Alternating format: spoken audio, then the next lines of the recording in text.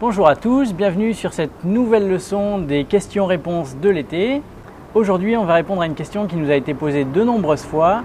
C'est la question de savoir quand est-ce qu'on doit utiliser le verbe to have ou quand est-ce qu'on doit utiliser have got. Alors, elle nous a été posée parfois d'une manière différente. C'est est-ce qu'on doit dire à la forme interrogative do you have ou have you got. Alors, on va voir ça en détail maintenant. Bonjour tout le monde.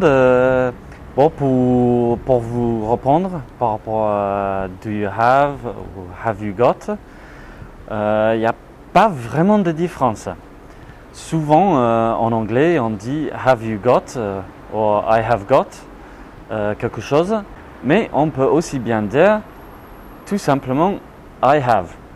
Mais alors pourquoi? Qu'est-ce qui fait Ben que des fois il y en a qui vont employer l'un I have ou l'autre I have got?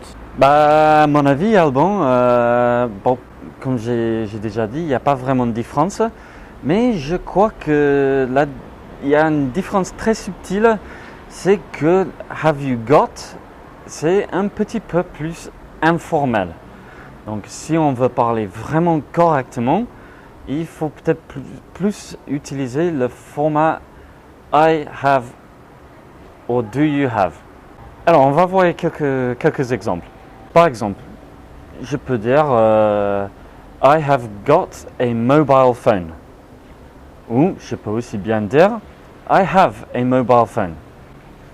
De toute façon, si vous utilisez la forme I have ou bien do you have dans la forme interrogatoire, vous ne pouvez pas vous tromper. Donc si j'ai bien compris, en fait, on peut dire I have quasiment tout le temps. Simplement, quand on dit I've got ou I have got, ça sonne un petit peu plus parlé. Donc peut-être on va l'utiliser un petit peu moins souvent que I have finalement.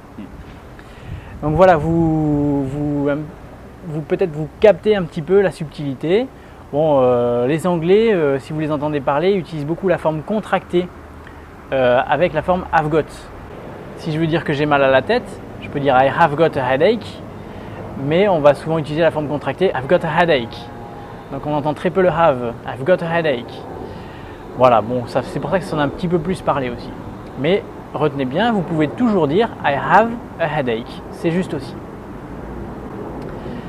Voilà. Alors, je souligne maintenant un petit peu la forme interrogative quand on veut poser une question.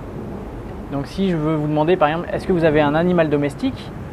Si j'utilise la forme have, eh bien on dira do you have a pet? Un pet, c'est un animal domestique. Et si j'utilise la forme have got, on ne dit pas do you have, on dit have you got a pet? Have you got a pet? Donc voilà, les deux sont justes, le sens des deux est quasiment le même, l'un des deux est un peu moins formel. So there you go. Now you have the answer, ou bien now you've got the answer.